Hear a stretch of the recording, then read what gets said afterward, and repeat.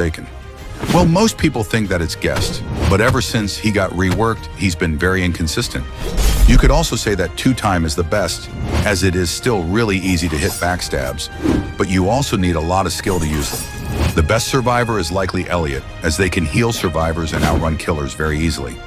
Who do you think is the best? The girl was born. My mom gave me her phone with shaking hands and said, "What's that on your back, honey?" I stared at the photo of a large bump near my shoulder blade that looked like a tumor and dropped the phone from fear. "We have to get it tested," my mom smiled in response. "Oh, we will. Don't you worry." She seemed happy for some reason and brought me to the hospital where she worked as a nurse. A few days later, she came into my room holding papers with tears running down her face. Aggressive cancer, lymphoma. My legs buckled, and my mom said, "We'll handle this at home, honey. You don't need hospitals to treat this." That night, she set my bed up with medical equipment and kissed my forehead goodnight. I went to sleep with a terrible feeling in my stomach, praying the doctors made a mistake. But when I woke up, some of my hair had already fallen out. I cried to my mom, but she just hugged and told me she's here for me. She brought me food and stroked my remaining hair, and I felt so thankful for her. But soon, my body couldn't hold food down. I started getting sick every time I ate. I lost so much weight I could see my ribs through my shirt, and I couldn't walk anymore without mom's help. I felt like I was dying. One day, mom showed me her phone again. The bump on my shoulder blade was visibly bigger than last time. "The cancer is growing fast, baby." Her hands trembled. I sobbed into her arms. I don't want to die. But that night, while lying in bed, I used all my strength to try feel the bump on my back. It wasn't there. A cold feeling washed over me, and when mom walked in with my nighttime herbal tea, the feeling only got worse. I called my friend the next day while mom was at work, and she came over and hid a small camera on my bookshelf. The next morning, I woke up completely bald. Mom woke me up with breakfast and watched to make sure I ate it. I got sick while she rubbed my back, but when she left for work, I immediately took out the camera with my now bony fingers. I watched as mom came into my room at 3 a.m. with clippers and shaved my hair. My jaw dropped because hours later, she put Ozempic and other pills into my breakfast before waking me up. My jaw went numb and my legs gave out. I never had cancer. My mom wasn't taking care of me. She was killing me on purpose, and everything that was happening to my body was her fault. You're walking past a cemetery. A funeral is happening, but there's no one there. Just a coffin, a priest, and empty chairs. Nobody came. You have somewhere to be. An interview in 20 minutes. You can keep walking, or you can sit down in one of those empty chairs for a stranger you never met. What do? I keep walking. I didn't know them. Sitting there changes nothing. They're already gone. They won't know the difference. My interview is real. It's now. It's mine. You don't trade your future for a gesture nobody will ever see. I sit down. The interview can be rescheduled. This can't. Somewhere, this person lived an entire life. Laughed, loved, lost. I don't need to have known them. I just need to make sure that for 10 minutes, someone was there. You're walking past a cemetery. These are real ways parents catch their kids gaming after bedtime. First, they touch the side of your console. If it's warm, it means you were definitely not asleep. So when kids hear footsteps, they try to cool it down before the door opens. But if that doesn't work, they act innocent and say, "It was just updating," which is why some parents take the controller, the power cable, or your phone into their bedroom before they go to sleep. So some kids wait until everyone is asleep and creep into their parents' bedroom to steal it back. But the second they reach for it in the dark, they hear, "Looking for this?" These are real. This is what I have to do every single night to get ready. In life. Today I'm making Peter Griffin. I just found quite possibly one of the... Yeah, oh, you're trying. There has been an accident! There has... Vamos! Stop sweating! Shut up! Your neighbor in the trailer next door has been beating his dog for 2 years. Every night you hear it. Tonight it crawled under your porch, bleeding and shaking.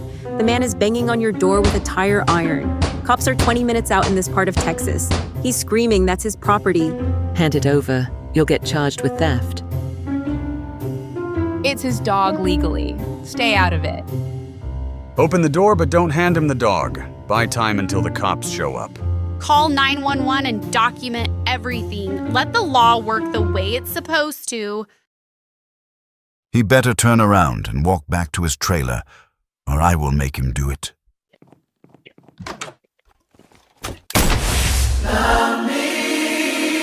Because cruel men are only brave against things that can't fight back. The second something looks back at him with a barrel, he remembers he's a coward.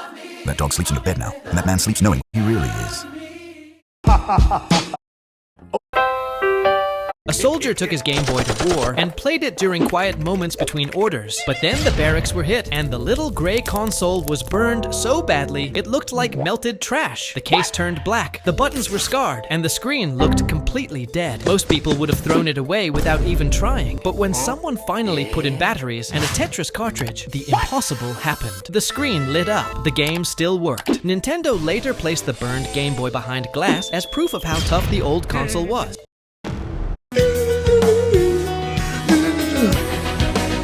And I need you. And I miss you.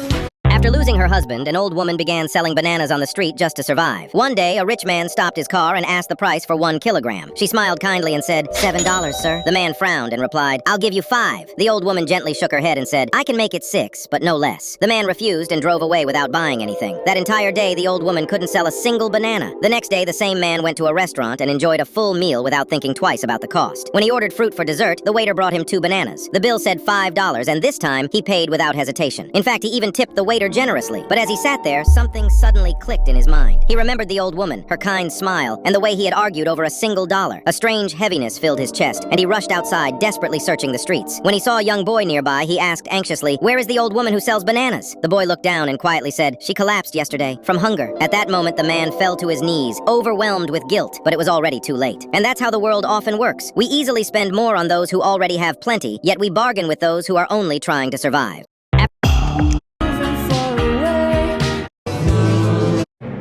This kid's always. This is from all. Every day since high school, he would ask, The sniper who's been hunting your unit for weeks is finally in your crosshairs. One clean shot ends it, but he's cradling a wounded child, carrying her to safety. Your finger's on the trigger. What do? You don't take the shot. He's carrying a wounded child. Firing risks killing her directly or sending them both to the ground. The priority becomes protecting the civilian. You keep him under observation, report his position, track him, and wait for an opportunity that doesn't put the child in the line of fire. I don't take the shot. The man is a target. The child in his arms is not. Soldiers can be hunted. Children are carried to safety. And the moment I fire on that, I'm not a soldier anymore. I'm just the thing we're supposed to be fighting. He's holding a wounded child. The shot will come again. Her life won't. The sniper who's been hunting your unit for weeks is finally in your crosshairs. I put my hand on my holster and scanned the crowd, looking for threats while the mayor...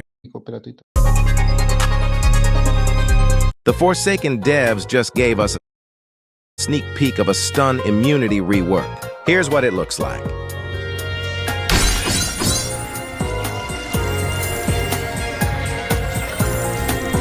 So what do you guys think? I have.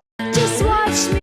Choose your Support. This woman spent decades in a perfect marriage, unaware that her entire life was a complete lie. See, her husband was excellent. He protected her every day and treated her like an absolute queen. However, he had one strange habit. Every single Monday, the man would secretly slip away from the house with a fresh bouquet of roses. And convinced her husband was cheating on her, she decided to follow his car, finally arriving at an old cemetery. She watched from behind a tree as he cried, placing the flowers onto a tombstone, shaking. The moment he walked away, she rushed over to the tombstone when her entire world shattered. To her terror, carved into the tombstone was her own name. The death dated next month. Horrified, she rushed home and broke into his locked safe, discovering his secret journal. She was stunned. As it turns out, her whole life wasn't even real. Her husband was actually a scientist from the future where she had tragically died, and he had built a simulation to relive their marriage over and over. By simply being paranoid of her husband, she cost herself the only reality she had left.